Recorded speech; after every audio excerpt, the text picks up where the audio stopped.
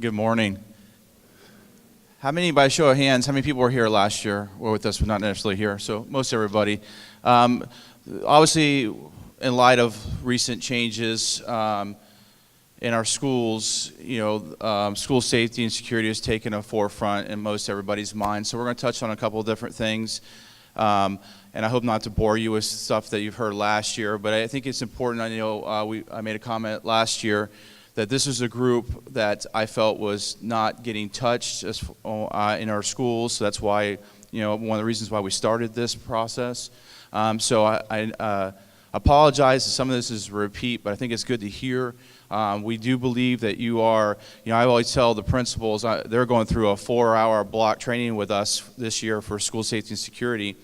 And one of the biggest things that I found, we thought we were doing a good job, and we are, trust me, I assure you, we are light years ahead of most districts, if not all, throughout Florida.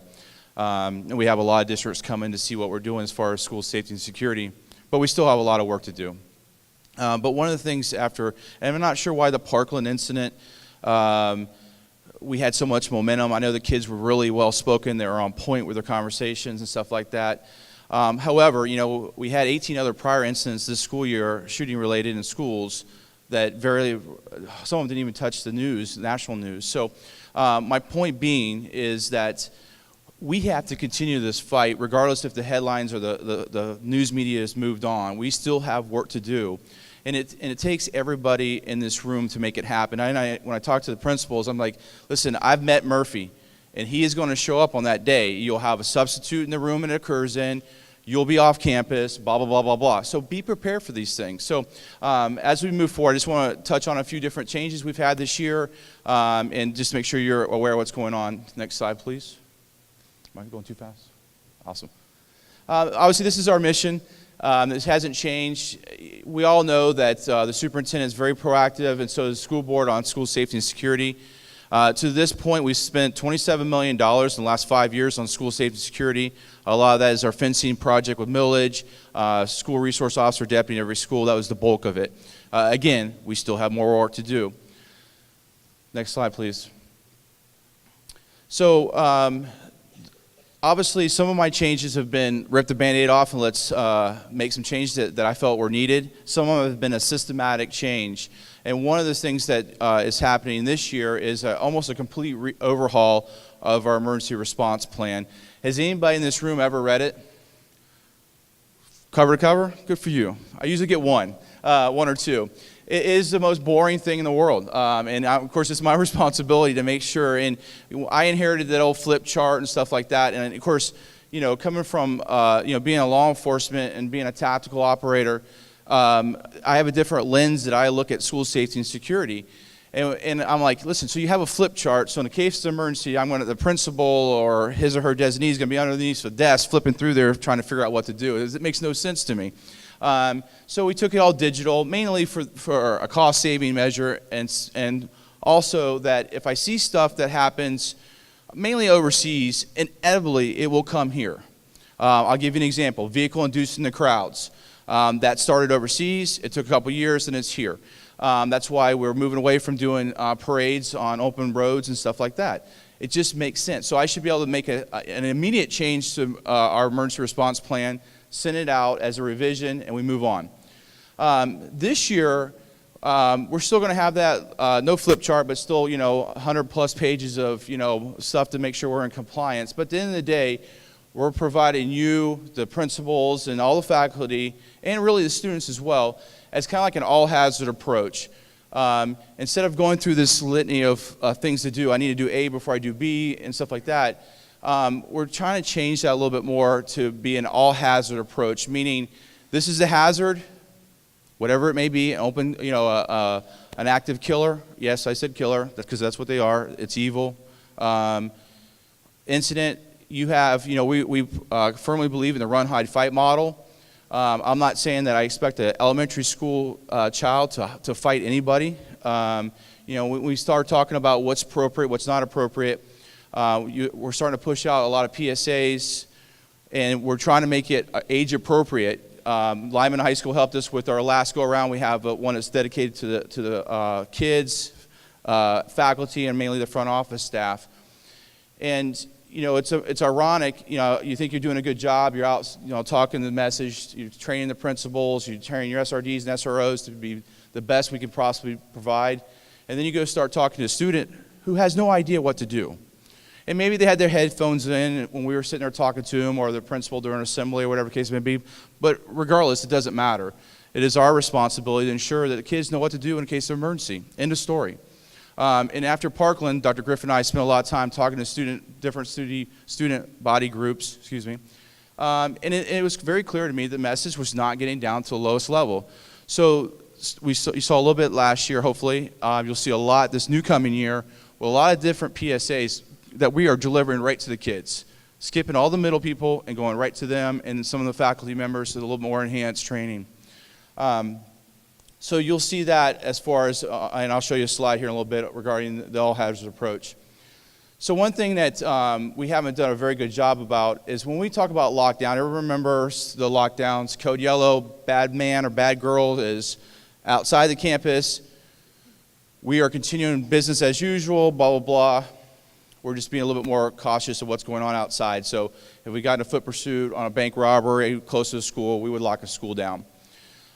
We are, for Seminole County Sheriff's Office, we are initiating where within a 5-mile radius, anybody who has children, daycares, other private schools, we're going to start sending them notifications as well, encourage them to do a lockdown. And the code red is obviously something's not right. We have a threat on campus, and we are shutting things down, turning lights off, securing our children, silencing our phones, and hopefully our resource officer deputies handling business, because that's what they're there for. So as we move forward, we're going to continue with that run, hide, fight. We're going to continue with the lockdown process. You're going to see a lot more signage in the schools regarding make sure, keeping this door closed or locked will save a life and stuff like that, and a lot of different things that we think are important. For example, I don't have a picture of it here, but it's the P3 Campus app. It's a new revised app. It's a see something, say something through Crime Line, Speak Out. Every time I get in front of students, very first thing I do is take out your phones, download this app. It is an anonymous reporting. It's like 10 different questions they ask. The reports go in anonymously to Crime Line, and we can, if it's actionable, we will address it immediately. It goes to the SRD or SRO that's responsible for that campus, and of course, we're copied on it, so we ensure that it gets done. Those things are important. The kids have to have ability to report stuff.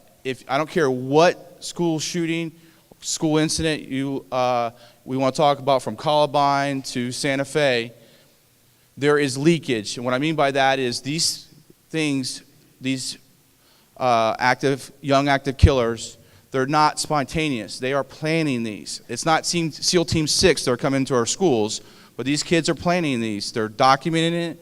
They're purchasing certain weapons or acquiring certain weapons. There's friends, classmates that are aware of what's going on. May not have all the details of the plan, but there is leakage, and we have to pick this leakage up. I've used the term in the principals meeting, quit kicking the can down the road. If you have a problem child, a threat, or a potential threat, let's address it. Let's call it what it is. Let's not put a Band-Aid on it, send it out for a 3-day suspension and bring it back and expect it to go away. We're going to be a lot more aggressive on mental health and our threat assessment teams. We've been doing it now, where it's going to be a little bit more formalized. Hopefully, I'm hoping it'll be automated and stuff like that. But we can't just keep kicking this can down the road and expect it to go away. Unfortunately, there is those very few individuals that are weird, that are on the fringes, that it's not a law enforcement matter, it's not a discipline matter, but it could be still a threat, and we need to be concerned about that. So when we talk about lockdowns, sorry, I got off on a small tangent. We want to start talking lockdown/barricade. What I mean by barricade is, again, getting back to the principals training and conversation, is we start our days in lockdown. Our doors are locked, right? We've been doing it for years. We're going to be a lot more aggressive about the school resource officer and deputies checking those. I know I talked to Mr. Boyd. We have a plan for those teachers or faculty that don't want to play by the rules, as far as not keeping the doors locked, because quite frankly, it saved lives down south. It's proven technique to work.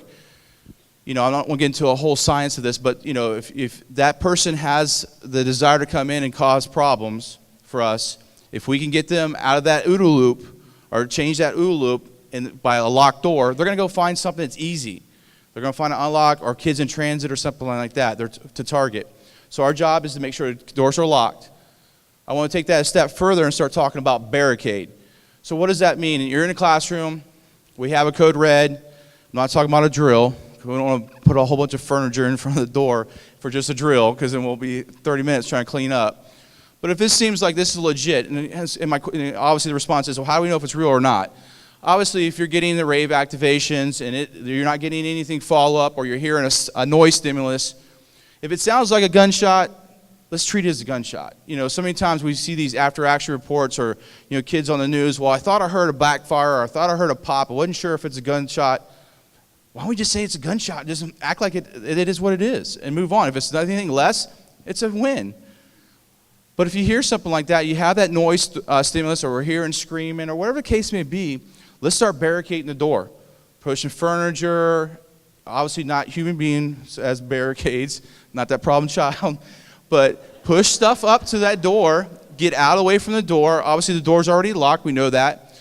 Now, talking about all hazard approach, if something's going on in building 1 and you're in building 10 and you can get the hell out, then get the hell out.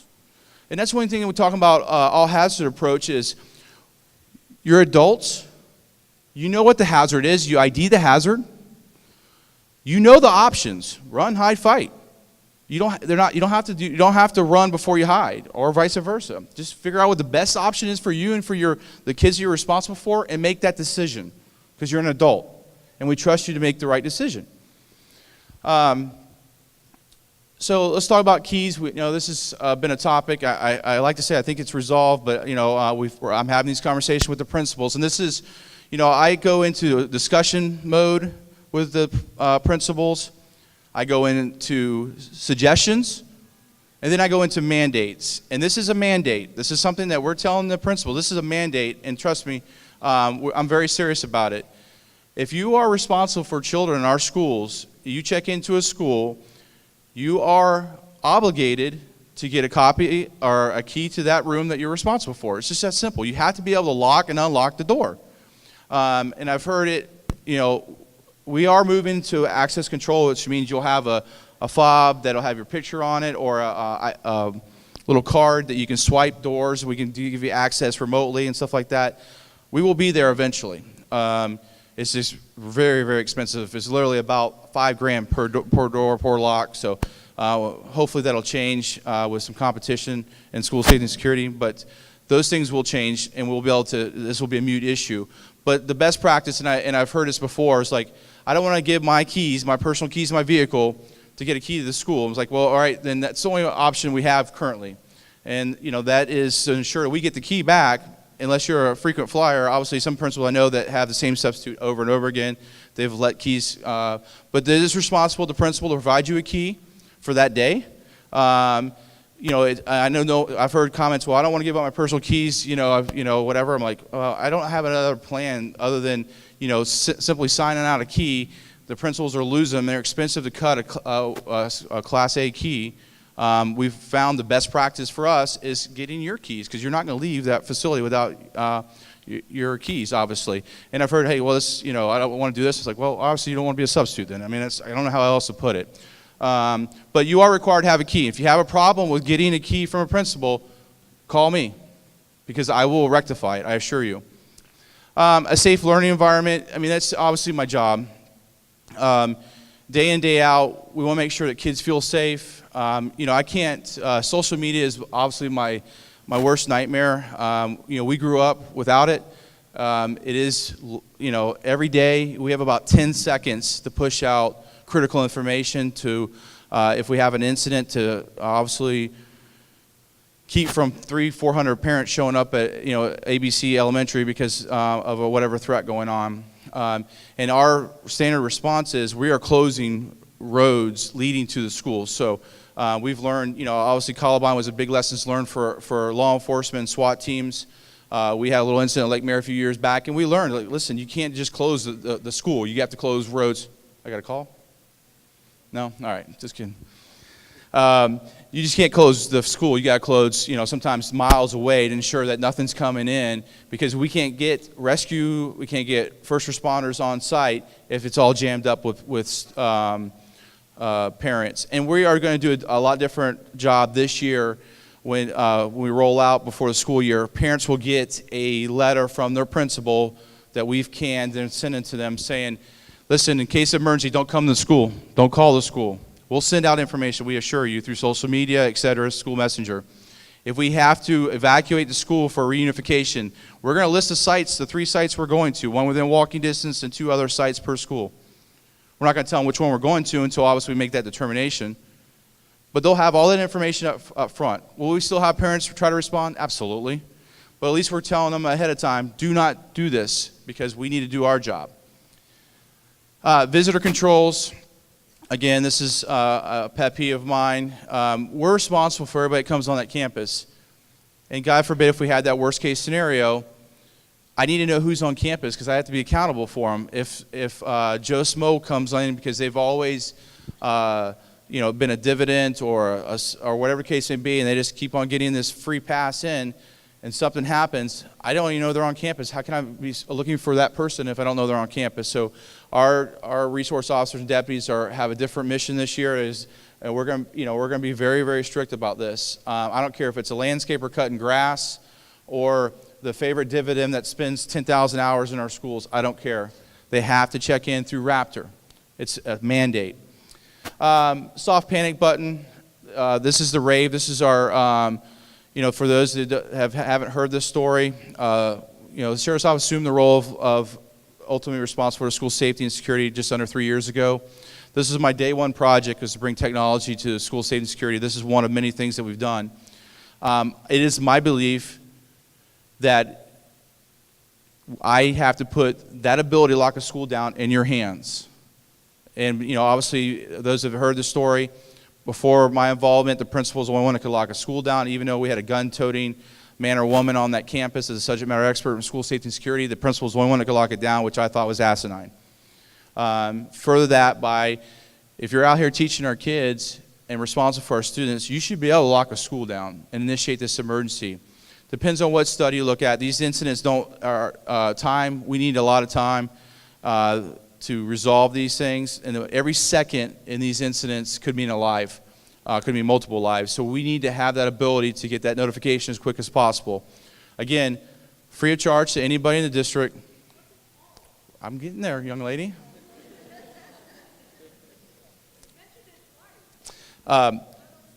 So this is the RAVE, R-A-V-E. You can get it through your Play Store or Google. It is free of charge. It is an app. You have to have a smart device. All right? So if you go there, you download it. Now let me explain something to you. There's a step process to make this happen, so don't whip out your phone and start downloading because you'll get nowhere. One thing we're doing different this year, before I move any further, just give me 1 second to explain. At the high school level, we are going to start allowing students to receive instant messages through School Messenger regarding school safety, lockdowns, and stuff like that. Again, getting back to my previous conversation about having about 10 to 15 seconds to, get ahead of the social media monster. I believe information is power. And if I can provide a kid information that, hey, this is the reason why we're locking down, and give them that sense of being informed, I think it'll help our cause. So we're going to start that this year. So this is for faculty only.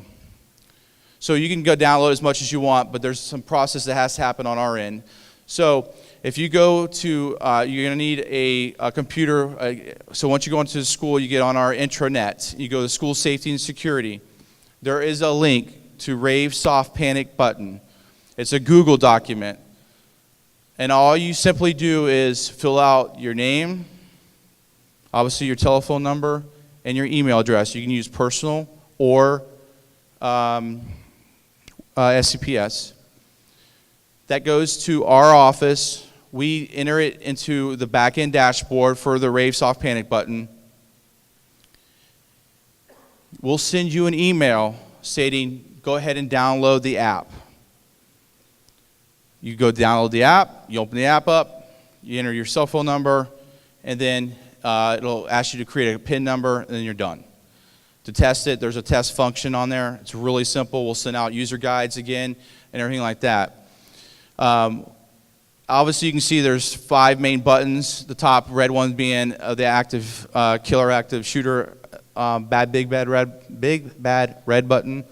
Obviously, I hope we never have to use it in a real world scenario. This is one of those insurance policies. The way it works is you hold that button down for 1.5 seconds. There's a lot of safety features embedded in this app to eliminate false alarms. One of them being you got to hold the button down for 1.5 seconds. As soon as you do that, everybody on campus that has gone through this process is going to get that immediate notification, even before the call is even dispatched to 911. Again, saving us valuable time to resolve the problem. Doesn't matter if it's Android or iPhone, it's going to ask you, are you sure you want to call 911? Obviously, the answer is yes. As soon as you do that, obviously, it's just like any other call to 911. The only difference is 911 operator is not going to ask you 1,000 questions because we already know who you are. We know what emergency you're declaring. We know where you are. I don't encourage this, but you could actually activate it and walk away from your phone, leaving it where the threat is, and just walk away. Why is this important? Again, it gives us ability to get the resources on site or dealing with the problem quickly. Furthermore, when you activate that, the following people are notified instantaneously. My office, all the senior executives at the school board, sheriff's office, all the police departments, emergency management, fire department, before that call is even dispatched to 911. Even on our best day, 911 takes about 90 seconds to dispatch a priority call. I just saved 90 seconds. Could mean the life of countless individuals just by downloading the app and activating it. You can see there's a staff assist. It's very simple. There's like 10 canned short messages. SRO needed here, principal needed here. Obviously, you touch that, it goes just directly to that person. The medical only goes to people that are medically trained on the school, including 911. So the only people getting are the AED qualified, CPR qualified, et cetera, et cetera. Obviously, I believe in the product. We've had a couple medical saves on it. There's also a feature, if you open up the app, it'll screen lock in about 3 seconds. So that, a slide lock, so you just have to open it back, slide to open it back up. Another safety feature is you have to be within the school grounds for it to work with the notification. It's called a geofence. Another safety feature. I can usually, within about a meter, find you. So if you push it, I don't care what classroom you're in or anything like that. I know that you're there. I know what building you're at, and usually within about a meter, I can find your phone if you're still with the phone. Why is that important? Well, obviously, you're substitutes. You travel from school to school. So what happens when you go from school A to school B? You register for one site, your favorite site, I don't care. And then you'll send a notification, there's a comment section if you do other sites. You just add those. We can add you to the whole district, we can add 10 sites. It doesn't matter to me, I don't get charged any differently. If you forgot to do it, you walk into school and said, man, I forgot to download or to notify Rick I'm here. The school administration will just send me a quick little email. We have a generic web site, email site, school safety, _SCPS. Comes directly to us, and we'll make the change immediately on the fly. Any questions about that? So you have to go to SCPS Insider. You have to go to the SCPS Insider webpage, our internal. Right. So your main internal intranet page for SCPS. Go to School Safety Division, and then on the right-hand side you'll see RAVE. Soft panic button. Again, this is a tool. It doesn't cost you anything. Yes, ma'am.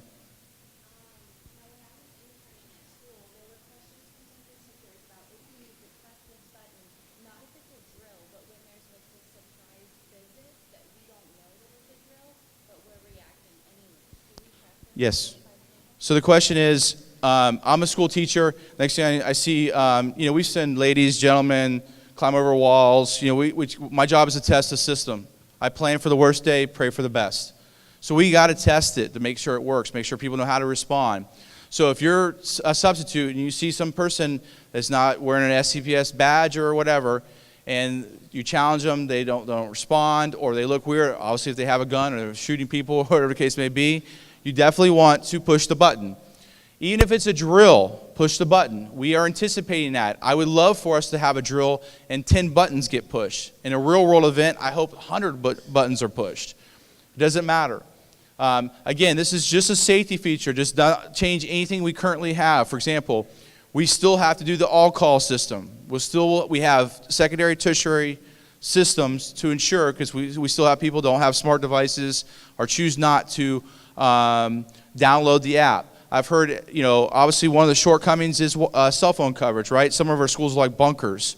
We have a one-page cheat sheet on that site to help you with that, and you simply, if you log into the SCPS certified Wi-Fi, you do it once, your phone will do it every time. So as soon as you go into these schools, you lose your cell phone coverage, it's going to jump on that certified Wi-Fi. We've tested it. We found a few spots that were lacking that we got IS involved. They were able to get some amplifiers or whatever secret stuff they do to get it fixed. He's laughing. And secondly, I've heard, well, it's Big Brother. I don't want to do it because it's Big Brother. Law enforcement's name on it, I don't want anything to do with it. It's just like a Chipotle app. Garbage goes out, nothing comes in. There's no difference. You're pushing stuff out. I will tell you, why is this so important? I just mentioned one of the huge benefits is it gives us the right resources on the ground to resolve the problem, where seconds count. Seconds can mean lives. Secondly, everybody remembers the Parkland, some of the shortcomings that were noted in Parkland was this video loop 20 minutes late. What this does, as soon as you push that button, it creates an event through Mutual Link, which means absolutely nothing to you, but it creates an automatic event where I can share a video instantaneously. I can pull it up on my tablet. I can share it with Honor Palmer or anything like that. Responding units, tactical teams that are getting ready to go through the door. Is this lobby safe? I can just push out that video right to them instantaneously. And there's many benefits thereafter. There's a lot of devices, a lot of things that we are moving forward with in school safety and security that I'm not going to talk about, that just by pushing that button is the catalyst to get other things happening within the school behind the scenes that obviously we're not going to share for school safety and security reasons. All right, a couple questions, and I got to move on to the next few things. We will have some time later on. A lot of questions, actually. Yes?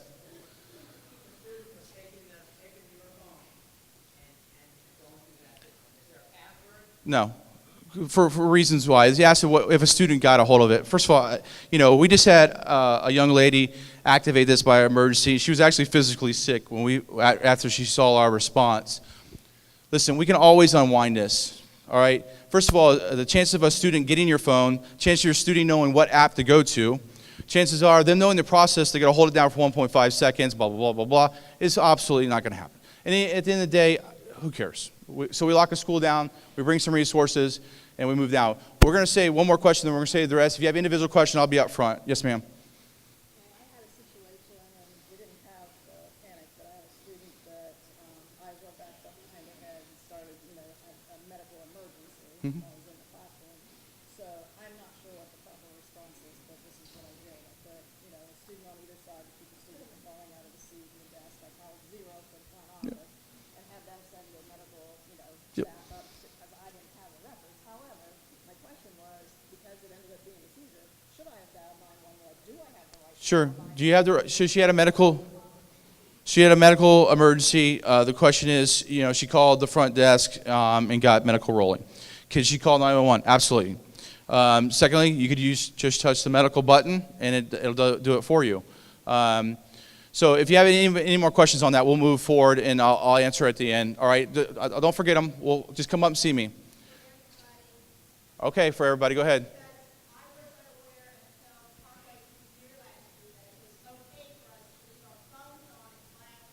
Yes, ma'am. So obviously, I mentioned earlier how many people have read the emergency response plan, and I don't expect any hands to go up other than our one. We changed that policy through this SCPS that you can have your phones on for obvious reasons. This is not the only technology that's going to get pushed out. So you have to have your phones on. We just ask you don't make it a disruption in the class. All right? In order for this and other technology to work, you have to have your phones. So that is a change that we made last year. Again, it can't disrupt your class. Your students already have it. Why not you have it? All right, next slide, please.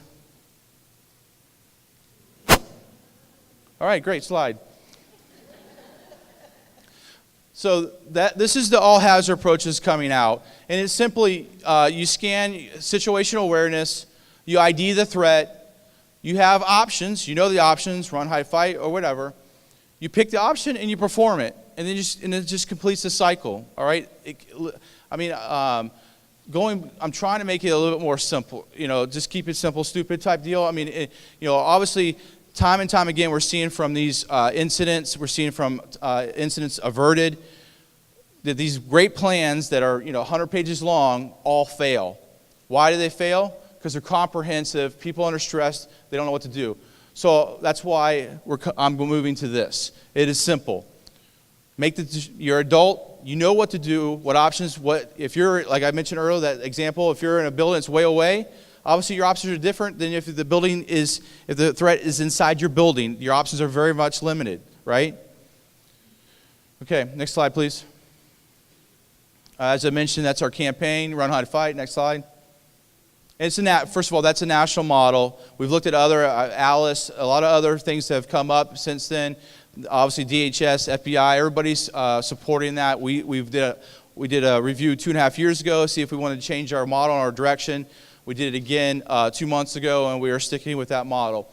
This is just one of the slides that show the principles. Obviously, in every classroom, you need to have that designated high spot in the classroom where you're out of view from the door. And this just illustrates that. Sometimes a visual reference is a little bit easier. Especially as a substitute, every classroom is different. Just when you walk in, the very first thing you do is, okay, I know the door is locked. Where am I going in case of emergency? And can I get out the window? Obviously, your third floor is a little bit different option than if you're on the first floor. But just, I want to encourage you, especially with an all-hazard approach to emergency response. If it sounds like a gunshot, let's just call it a gunshot and treat it that way, all right? So many times, I'm not sure, and we have these hesitations and stuff like that. Don't hesitate. Just go with your gut, make a decision, and no one's ever going to question you if you made the wrong decision if you had an educated. If you're waiting for 99% of the facts to be there, present before you make a decision, you're too late, all right? This is so, okay, that little door is that little skinny red thing? Yes, ma'am. Yes, ma'am. The star is the safety spot? Yes, ma'am. Okay, 'cause I read the puzzle. Sorry, I should have explained that, I guess. Door looking in, that's obviously through the little portal, they haven't breached the door. And so far, knock on wood, we haven't had an individual come with explosive breaching or any training when they're doing these bad events. They're looking for targets of opportunity. So obviously the door, that's the view that they see. We're just trying to put the kids out of view. All right, yes, sir. One question. We're going to move on.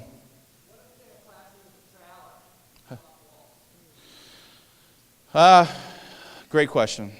So the question is, what about, he used the word trailer, I used a little bit different. Our portables, it's an issue, without question.